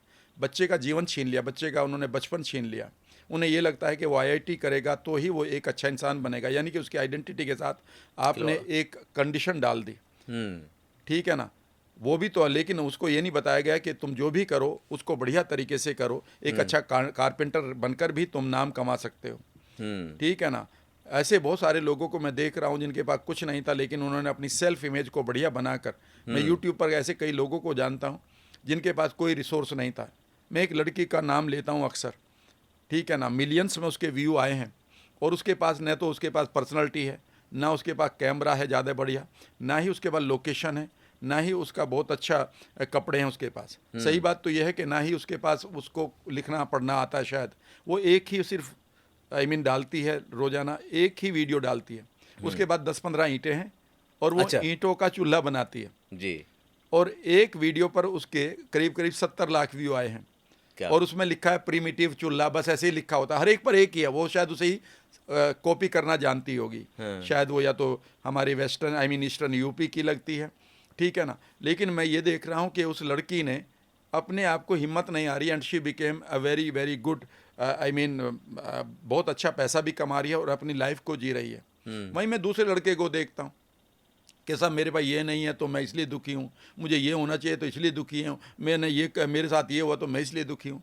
और मैं फिर एक लड़के को देखता हूँ जो पेंडेमिक में जनवरी में शुरू करता है, और वो ईंटें पाथता है अपनी माँ के साथ भट्टे पर। इससे नीचे कोई काम हो सकता है? नहीं होता, इससे ज़्यादा कठिन और नीचे कोई काम नहीं हो सकता। आप भट्टे पर जा रहे हैं, ईंटें पाथ रहे हैं, उन्हें सुखाकर वहाँ कर रहे हैं। आपको ना धूप का पता है, धूप इतनी होगी क्योंकि वो बरसात में तो होगा नहीं काम, तो धूप में काम करना पड़ रहा है माँ के लिए। उसने कैमरा उठाया और उसने वही बनाना शुरू किया, ये मेरी खोली है, टूटा हुआ है, ये मेरी माँ है, आज मुझे खाना नहीं मिला, आज मुझे पराठा रोटी नहीं मिली, अब माँ ने धमका रही है, अब तो मेरे पास कपड़े भी नहीं हैं। वो चल, ठीक है ना। जनवरी में वो शुरू करता है, फरवरी में उसने कहा कि मेरे पास 7,000 रुपये आए हैं, मार्च में उसने कहा कि शायद 20,000 रुपये हैं, अप्रैल में उसने कहा 1.25 लाख आए हैं, आज उसके पास सब कुछ है। लेकिन वो भी तो बहाना बना सकता था। बिल्कुल कर सकते। ये वो लोग हैं जिन्होंने ये माना है कि ज़िंदगी को एक्सेप्ट करना है और एक्नॉलेज करना है और फिर अपनी रेस्पॉन्सिबिलिटी लेनी है। दूसरी तरफ लोगों को ये है कि अगर ये नहीं है तो मैं लाइफ को एक्सेप्ट नहीं करूँगा, जो चीज़ मेरे साथ अगर गलत हो रही है तो क्यों हो रही है, मैं इसे एक्नॉलेज नहीं करूँगा, और फिर ये लाइफ की और लोगों की जिम्मेदारी है। नहीं भाई साहब, मुझे तो इतना पता है, मेरी 12th में इतने मार्क्स थे कि मुजफ्फरनगर में एक मिस्टर रॉय कोचिंग चलाया करते थे, वो 30 बच्चों को लिया करते थे। सुपर 30 का नाम था उनका तब, ये सुपर 30 बाद में बिहार में गया है। मिस्टर रॉय, ठीक है ना, हनुमान चौक के नीचे एक रॉयल टॉकीज वहाँ पर शायद था। उनका लेटर मुझे आया था कि यू कम टू मी 12वीं करते ही कि आप कितने मार्क्स हैं और आपका मैं 1 साल में सिलेक्शन करा दूंगा, ठीक है ना। लेकिन इतने पैसे नहीं थे कि हम इस काम को भी कर लें। जो आदमी 30 में मुझे सेलेक्ट करा के रुड़की में सेलेक्ट कराने के लिए तैयार था, ठीक है ना। उसके बाद बीएससी में नंबर बिगड़ गए, एमएससी में छोड़ना पड़ा क्योंकि पेप्टिक अल्सर था।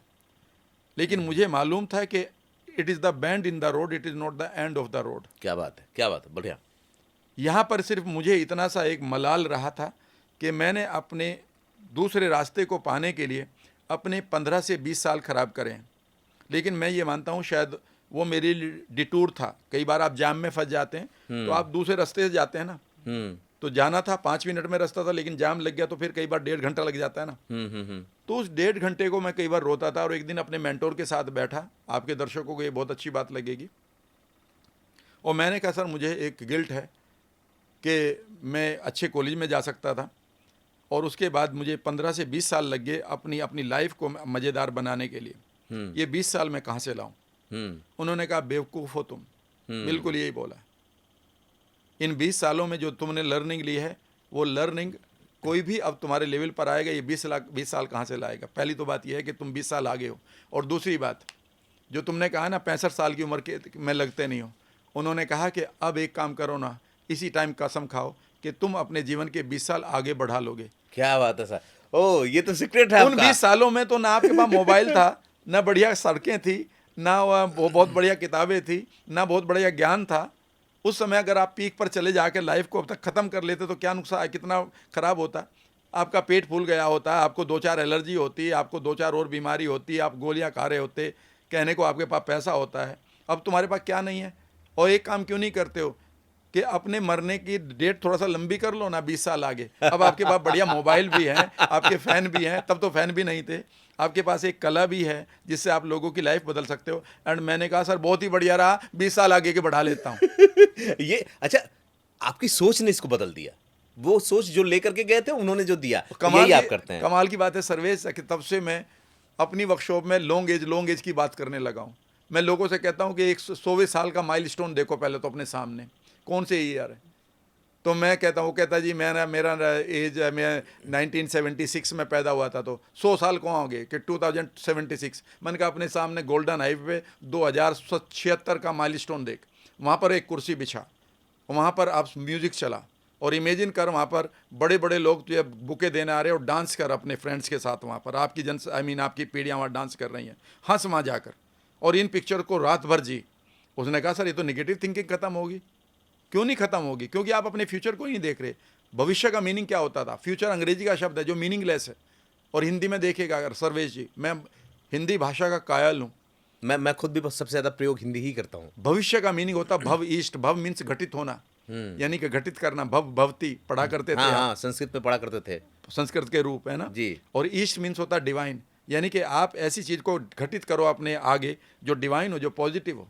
जब आप ऐसा कर रहे होंगे तो इसी का नाम तो भविष्य है।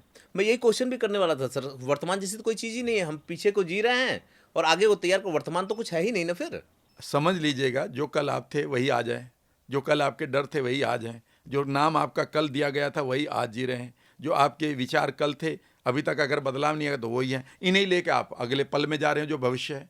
अभी अगर 12 बजे तो 12:01 पर कौन है? वही है जो अभी थे। हाँ, 12:02 में कौन है? वही थे जो 12:01 पर थे। तो फिर बदल क्या रहा? याद रखिएगा, जब मेरा एक सवाल था कि मैंने अपने मेंटोर से पूछा कि जी ये वर्तमान होता क्या है, हाँ।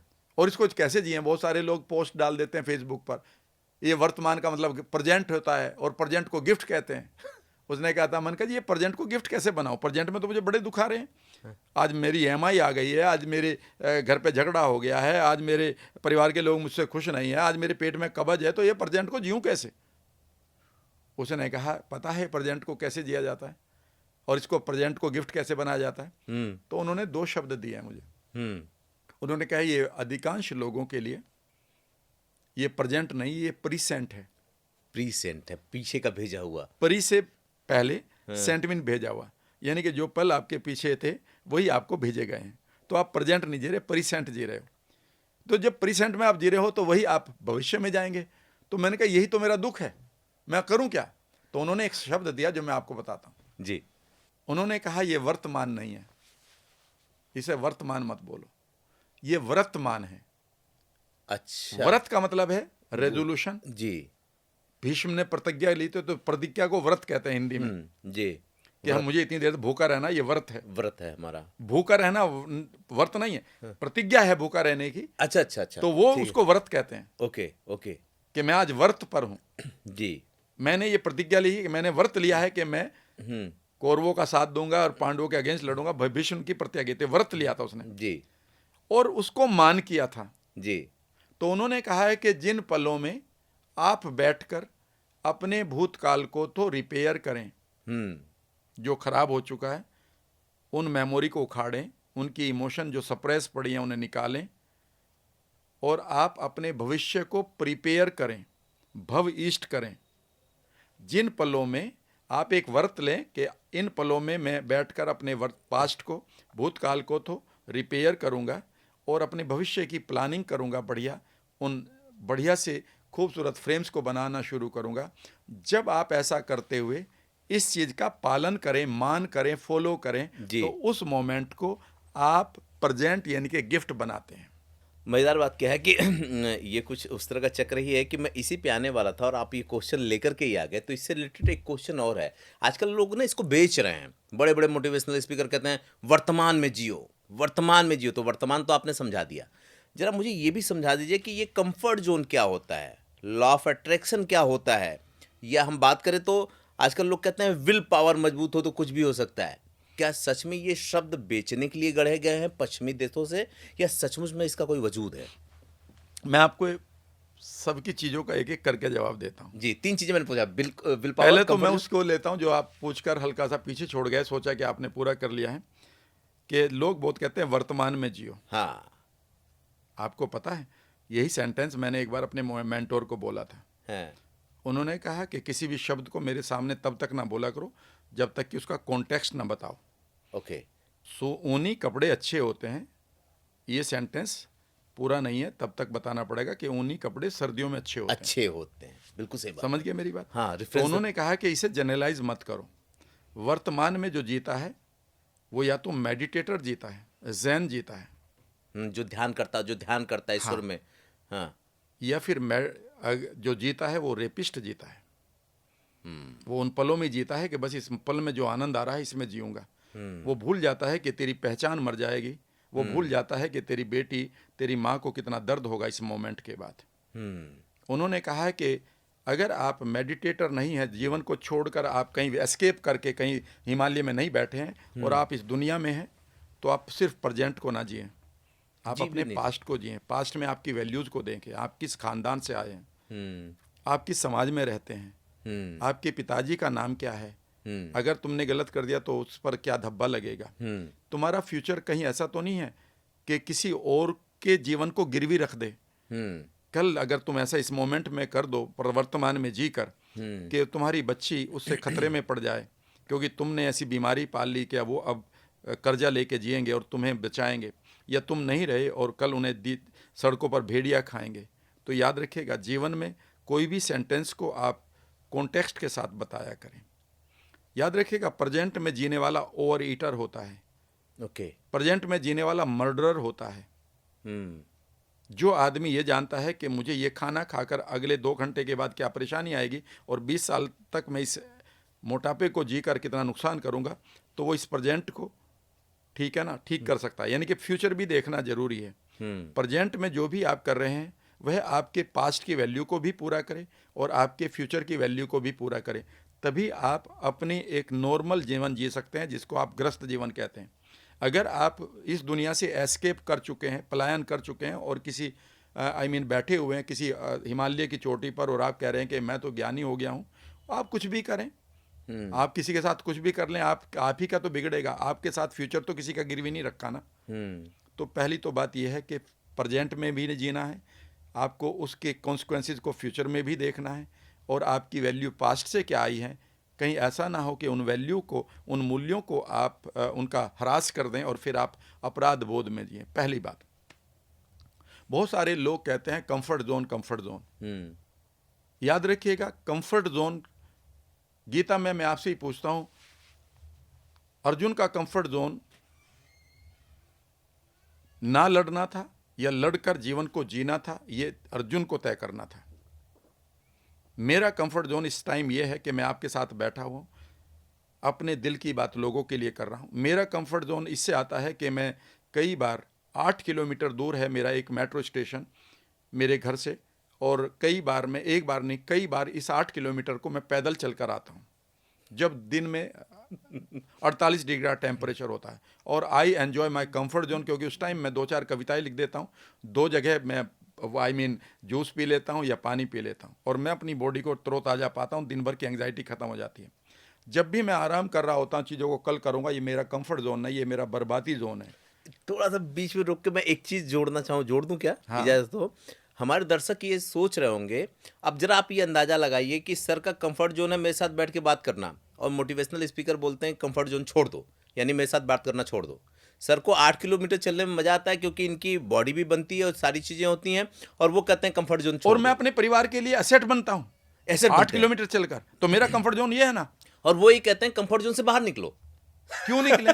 मैं तो 8 क्या नाश घंटे हो जाएगा फिर तो। सर्विस में 8 घंटे पढ़ सकता हूँ, मैं 8 घंटे बोल ये सकता आपका हूँ, कंफर्ट जोन है। मैं 8 घंटे चल सकता हूँ, ये आपका कंफर्ट ये जोन मेरा है। कंफर्ट जोन है। और अगर इससे बाहर नहीं- मैं रात के 2 बजे तक वर्कशॉप देता हूँ। मेरे इसीलिए मैं हंस रहा था। पार्टिसिपेंट देख रहे होंगे यहाँ पर, वो जानते हैं 11 बजे मेरी वर्कशॉप खत्म हो जाती है हर महीने 7 से 21 में, जो NLP पढ़ाता हूँ, और 11 बजे से 2 बजे तक मैं उनके साथ बातें करता हूँ, कविता सुनाता हूँ, उनके दिल की बात करता हूँ, उनको समझाता हूँ, और मैं सुबह 5 बजे दोबारा दूसरी क्लास शुरू कर देता हूँ। दिन में मुझे 20 मिनट के लिए सिर्फ अपने लिए एक खूबसूरत नैप चाहिए, और उसके बाद फिर मैं नोट्स बनाने लगता हूँ।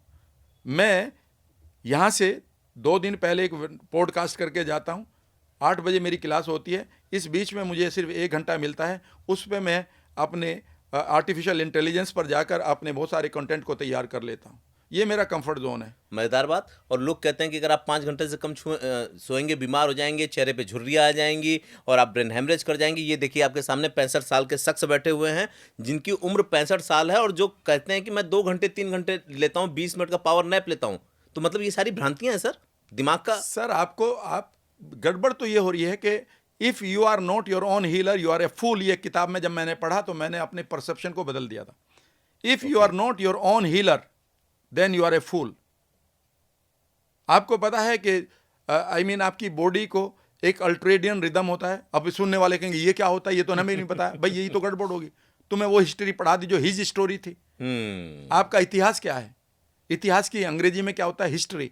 वो हिस्ट्री नहीं है, हिज स्टोरी है। जो भी उसने लिखा बता दिया, उसका मैं करूं क्या?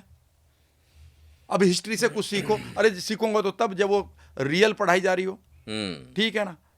सिंपल सी आप समझने की कोशिश करें सर। अगर मैं आपसे कहता हूं कि आपके अल्ट्रेडियन रिदम को, जिसको आप 90 सेकंड, हर 90 मिनट के बाद आपकी बॉडी को एक रेस्ट और अलर्टनेस का एक साइकिल आता है, अगर आप इसे दिन में 2 बार पूरा कर लेते हैं तो आप 8 घंटे के लिए अपनी नींद पूरी कर लेते हैं।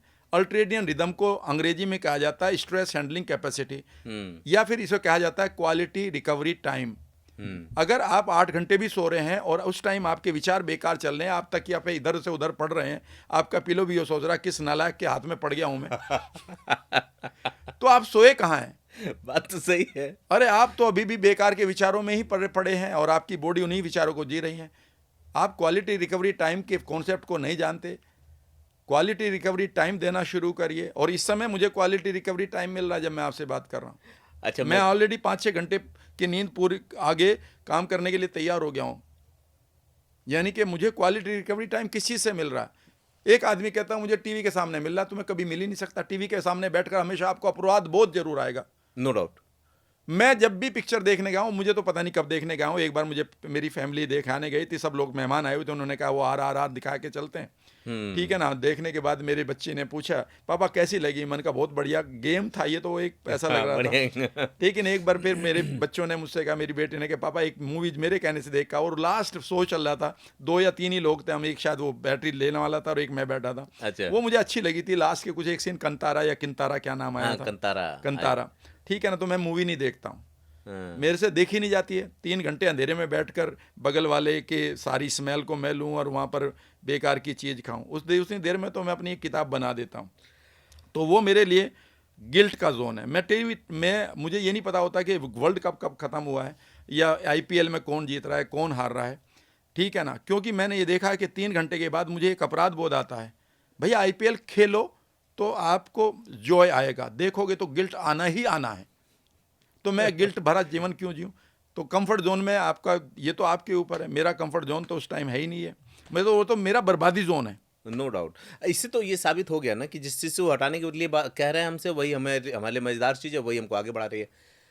मज़ेदार बात क्या है सर, आपको जान के हैरानी होगी, 1 घंटा 5-7 मिनट हो चुका है और मैंने मात्र आपसे 3 सवाल किए हैं जो मैं सोच के आया था। इस हिसाब से अगर मैं अपने वो सवाल आपसे करने बैठूंगा जो मेरे पास हैं, तो यकीन मानिए कि ये कम से कम 10, 12 या 15 घंटे का इंटरव्यू जाएगा। मात्र 3 सवालों में घंटा निकल गया और मुझे इतना मजा आ रहा है कि मैं इसको छोड़ना नहीं चाहता था, लेकिन अब कुछ सवाल दूसरी तरफ लेके जाऊंगा क्योंकि ये आ ही गया यहाँ पे ये मोड़ कि आपको मजा किस में आता है, किस में नहीं आता है। मैं चाहता हूँ बात करना, लेकिन मुश्किल ये है ना कि ये खिंचता चला जाएगा और मेरे सवाल करीबन जो मेरे पास थे वो 25 से 30 सवाल थे, 3 केवल पूरे हुए। तो अब आप ये सोच लीजिए कि आगे मुझे समय देने वाले हैं कि नहीं है। नहीं नहीं, मैं दूंगा जवाब। और ये इसलिए हो रहा है कि बाबा जी ने घाट घाट का पानी पिया हुआ है, बिस्लेरी अलग से पी हुई है। अच्छा सर बताइए, आपको मजा किस में आता है? मतलब आप फिल्में देखते नहीं है, किताबें पढ़ते हैं, आप घूमना फिरना, कुछ थोड़ा सा बताइए ना इसके बारे में। देखिए, मेरी एक इच्छा हमेशा ये रही है। मैं आपको एक बात बताता हूँ। मैं बचपन में जाता हूँ तो मैं वहाँ पर हमेशा एक चीज़ को देखता हूँ कि वो बच्चा क्या चाहता था, मेरा यंगर यू।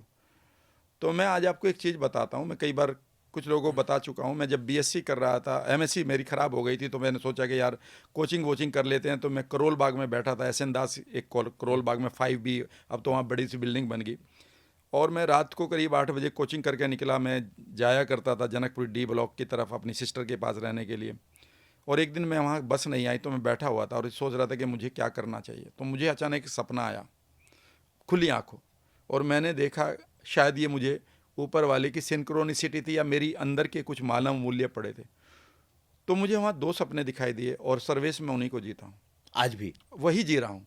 मैंने देखा कि मेरे पास एक बैग है, हाँ। सूटकेस है, उसमें 2-4 जोड़ी कपड़े हैं, एक वहाँ पेन है, मार्कर टाइप है, हाँ। और मैं जगह जगह जा रहा हूँ। लोग मेरी इंतजार कर रहे हैं और मैं उन्हें पढ़ा रहा हूँ और फिर मैं घूम रहा हूँ।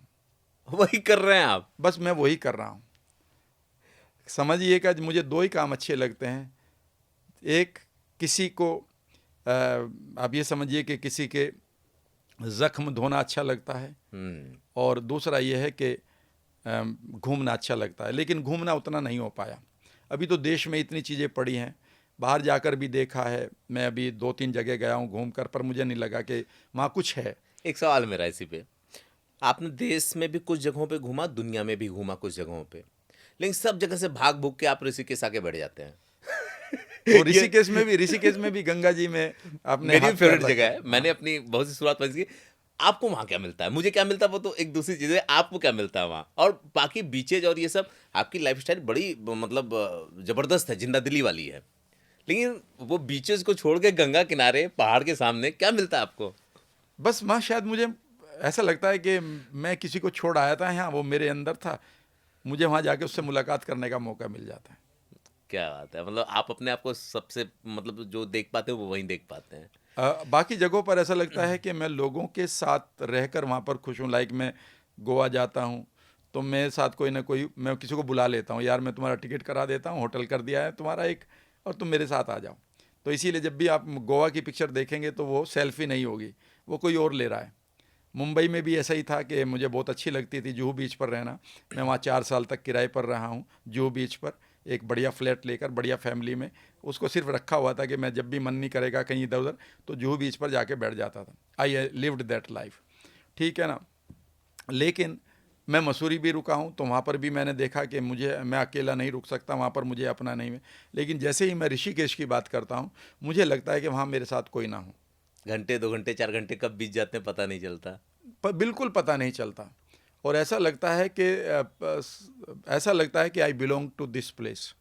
मैं यहीं से शायद पिछले जन्म में गया हूँगा, अभी यहाँ पर हूँ, पर शायद फिर यहीं कहीं आके मिल जाऊँगा।